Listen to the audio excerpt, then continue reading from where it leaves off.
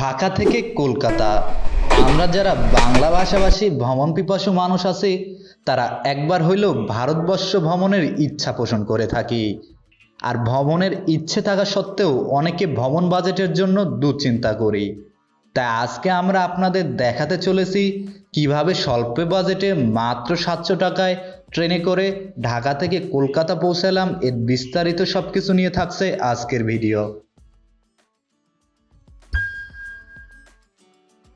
Assalamu alaikum, what's up guys, it's me Emre Rowell Hassan, welcome back again with my another vlog video. তো right now আমি এই মুহূর্তে আছি Kamalapur rail স্টেশনে। তো আজকে আমরা যাচ্ছি বেনাপোল এক্সপ্রেস ট্রেনে বেনাপোল হয়ে কলকাতা। তো সাথেই থাকুন। এর আগেও বিভিন্নভাবে ভারতে যাওয়া পড়ছে কলকাতায়, কিন্তু এইভাবে এবার প্রথম যাওয়া, তাই এবারকার এক্সপিরিয়েন্সটা একটু অন্যবারের চেয়ে আলাদা। এটা হচ্ছে এখানকার টিকিট কাউন্টার। তো এইখান থেকে টিকিট কাটতে হয়, যদিও আমি অনলাইন থেকে টিকিট কেটে আসছি, এই কারণে দেখা যাচ্ছে সরাসরি ঢুকে পড়বো আমরা এখন। এটা হচ্ছে গেট দিয়ে প্রবেশ করব। আমরা এখন সরাসরি গেটে ঢুকে যাচ্ছি।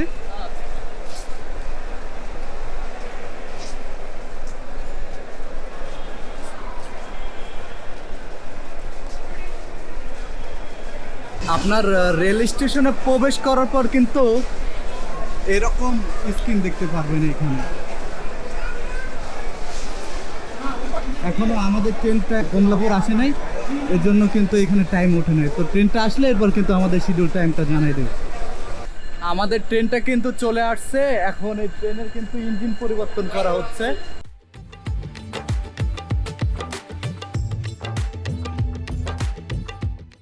এইটাই হচ্ছে সেই বেনাপোল এক্সপ্রেস ট্রেন আমাদের। এই ট্রেনের কিন্তু ইঞ্জিনটা আপনার ডোমেস্টিক 6500 থেকে 6600 মডেলের।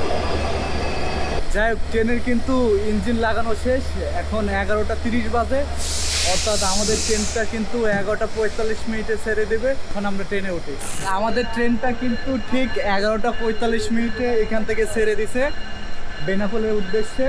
2019 সালে এই বেনাপোল ট্রেনটা চালু হওয়ার পর কিন্তু আপনার এটা বেনাপোল থেকে ঢাকা থেকে বেনাপোল যাতায়াত করতে আগে সাধারণ সময়ের 3-4 ঘন্টার সময় বেশি লাগতো, কিন্তু এখন পদ্মা সেতু হওয়ার পর কিন্তু এটা বর্তমানে অনেক সময় কমাই দিচ্ছে। অর্থাৎ আগের তুলনায় কিন্তু এখন বেনাপোল যাইতে অনেক সময় কম লাগে, প্রায় 4 ঘন্টার সময় কিন্তু বেঁচে যায় এই বেনাপোল এক্সপ্রেস। আর পদ্মা সেতু হয়ে ফরিদপুর, ভাঙা, কুষ্টিয়া, কোট হয়ে কিন্তু এটা আপনার বেনাপোলে পৌঁছায়। এর মধ্যে যশোরে, অর্থাৎ যশোরে আধা ঘন্টা 30 মিনিটের একটা বিরতি আছে সেইখানে। এরপর কিন্তু এটা সোজা বেনাপোল চলে যায়। তো সবাই সাথেই থাকুন।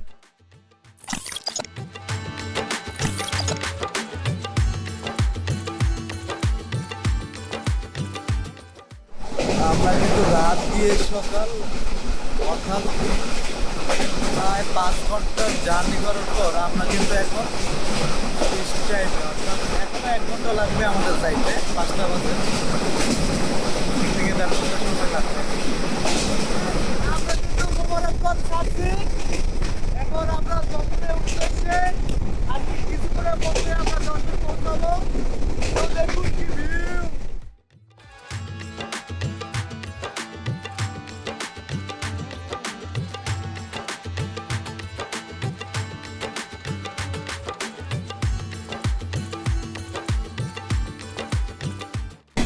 সো গাইস, আমরা কিন্তু এখন বাংলাদেশের প্রথম ডিজিটাল জেলা, অর্থাৎ ফুলের রাজধানী খ্যাত যশোরে কিন্তু প্রবেশ করতেছি।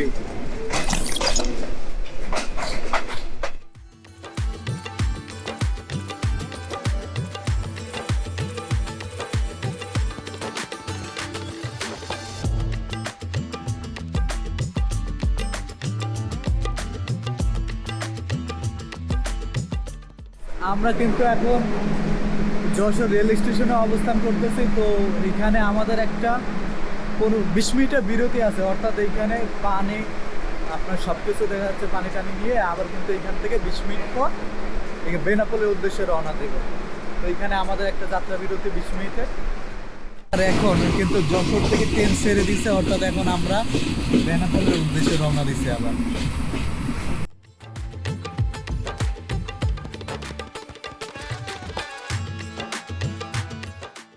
আমরা কিন্তু আর কিছু করে মধ্যে বেনাপোল রেল স্টেশনে পৌঁছাই যাব, হয়তো আর 5 থেকে 10 মিনিট সময় লাগবে। এর মাঝেই কিন্তু বৃষ্টি চলে আসবে, মনে হচ্ছে বৃষ্টি আরো জোরে আসবে। এবং ফাইনালি কিন্তু চলে আসছে সেই আমাদের বেনাপোল রেল স্টেশনে।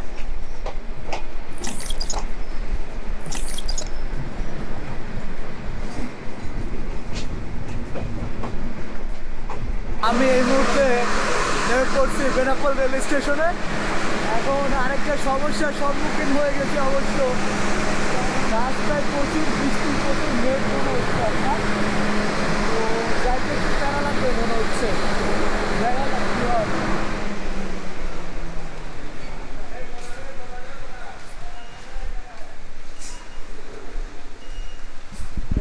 আমরা আপনার বেনাপোল রেল স্টেশন থেকে কিন্তু এখন বর্ডারের উদ্দেশ্যে রওনা করছে অটোতে করে, অর্থাৎ জনপদে কিন্তু 20 টাকা করে আমাদের এখন যাইতে হচ্ছে বেনাপোল বর্ডারে।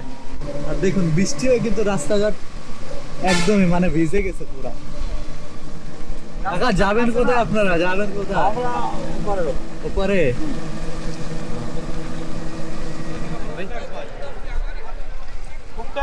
আমরা কিন্তু ফাইনালি অটো থেকে নামছি। আমি এখন বাংলাদেশ এবং ভারতের বর্ডারে কিন্তু মাঝখানে যে জায়গাটা অর্থাৎ অ্যারাইভাল করতে হয় ইন্ডিয়াতে, সেই জায়গায় মাঝখানে বসে আছি। তো প্রথমেই তো বেনাপোল থেকে আসার পর কিন্তু অটোতে নামার পর একটা প্যারা খাইছে, ওইখানে বিজেপি ক্যামেরা চালাইতে দেয় না, অনেক হেনস্থা হয়েছে। এবার কিন্তু বৃষ্টি বাদল নিয়ে কিন্তু আমাদের যাইতে হচ্ছে, এখনও টুকটাক আর কি বৃষ্টি চলতেছে, এর মধ্যেই কিন্তু আমাদের যাইতে হচ্ছে। সো সাথেই থাকুন।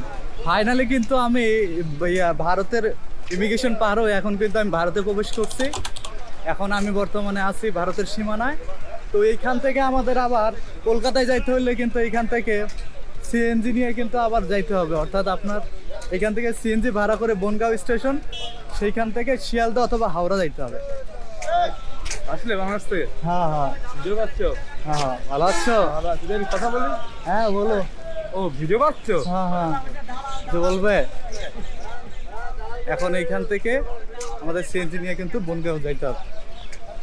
একা একা বনগাঁ আর আছে। আমরা কিন্তু বেনাপোল বর্ডার থেকে 50 টাকা করে একজন বনগাঁও রেল স্টেশনে যাচ্ছি। তো আপনারা চাইলে এখান থেকে সিএনজি দিয়ে কিন্তু 50 টাকা করে বনগাঁও পৌঁছায় যেতে পারেন। রাস্তার দুপাশে কি ভিউ দেখুন।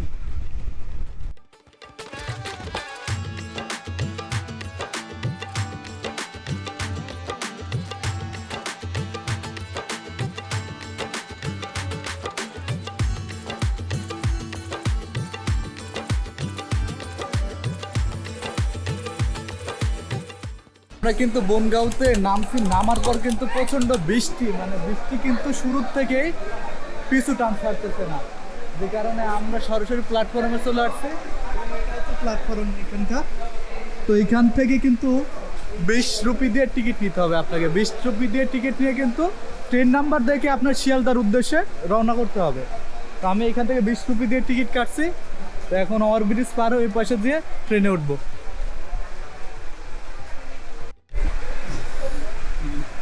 এই ট্রেনটা কিন্তু শিয়ালদার উদ্দেশ্যে ছেড়ে দিবে। তো আপনার বনগাঁও থেকে যখন শিয়ালদার এই ট্রেনে উঠবেন তখন কিন্তু অবশ্যই আপনার দেখা যাচ্ছে যে এই ট্রেনটা 1.5 ঘন্টা পর পর কিন্তু বনগাঁও থেকে শিয়ালদার উদ্দেশ্যে ছেড়ে যায়, অর্থাৎ প্রত্যেকটা ট্রেন 1.5 ঘন্টা পর পর। আর এই ট্রেন দেখা যাচ্ছে যে আপনার স্বাভাবিকের তুলনায় কিন্তু ট্রেনের তুলনামূলক ভিড় অনেক হয়। তো সেক্ষেত্রে আপনারা যারা বয়স্ক মানুষ অথবা রোগী নিয়ে যদি ভারতে আসেন, তাহলে সেক্ষেত্রে বনগাঁও জংশন দিয়ে যদি ট্রেনে যাওয়ার চিন্তা ভাবনা করেন, তাহলে আমার মনে হয় এই রুটটা এড়িয়ে চলাই ঠিক হবে, কারণ অনেক প্রচুর ভিড়। সেক্ষেত্রে আবার অসুস্থ মানুষ থাকলে অনেক ক্ষেত্রে আপনারা হ্যারাসমেন্ট হইতে পারেন। আর আপনার এই ট্রেনটা কিন্তু প্রত্যেকটা স্টেশনে থামবে, আর যাওয়ার পথে যে কয়টা স্টেশন আসে প্রত্যেকটাতে কিন্তু ট্রেনটা স্টপেজ দেবে।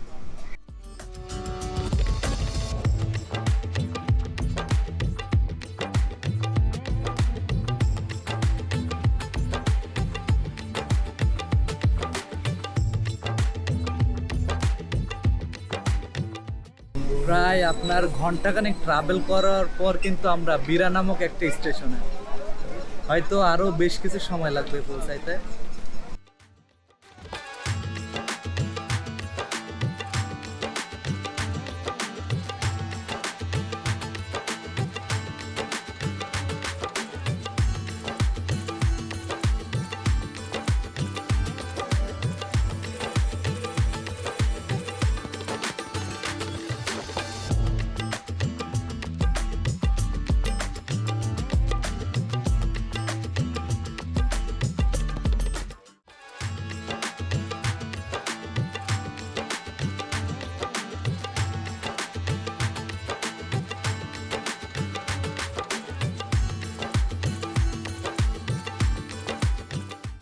তো গাইস, আমরা কিন্তু ফাইনালি একটা লম্বা জার্নির পর কিন্তু আমরা শিয়ালদা রেল স্টেশনে এখন প্রবেশ করতেছি।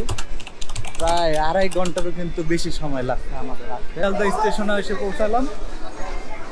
তো এখন আমরা এখান থেকে বের হবো।